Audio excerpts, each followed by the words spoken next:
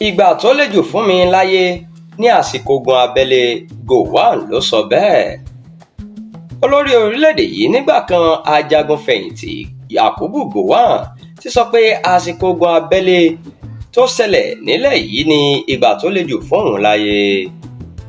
Ìlú Àbújá ni Gowon ti sọ̀rọ̀ yìí lọ́jọ́ Sátidé tó kọjá nígbà tó ń gba àmì ẹ̀yẹ níbi àpéjọ àwọn Christian Men's Fellowship Abuja Anglican Diocese.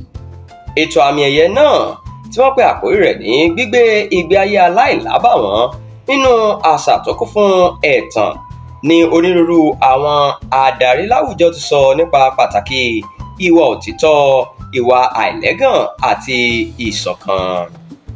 Nígbà tó ń sọ nípa ìrírí rẹ̀ lásìkò ogun abẹ́lé tó bẹ́ sílẹ̀ láàrin ọjọ́ kẹfà oṣù keje ọdún 1967 sí ọjọ́ kẹẹ̀ẹ́dógún oṣù kínní ọdún 1970, Gowon ṣàlàyé pé gbogbo ìgbà lòun máa ń rántí ogun abẹ́lé náà.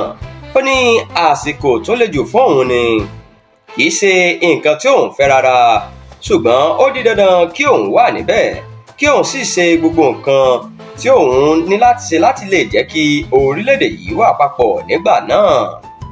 Ó ní kò sí ìgbésẹ̀ kankan tí òun gbé láti kórìíra sí ẹnikẹ́ni bí kò ṣe nípasẹ̀ àdúrà àti èròǹgbà láti hùwà àánú àti ìfẹ́ sí gbogbo ènìyàn.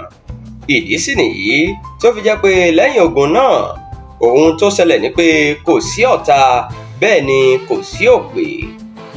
Ajagun fẹ̀yìntì Gowon sọ pé inú òun dùn pé látìgbà tí ogun náà ti wá sópin, ìlọsíwájú ń bá orílẹ̀-èdè Nàìjíríà.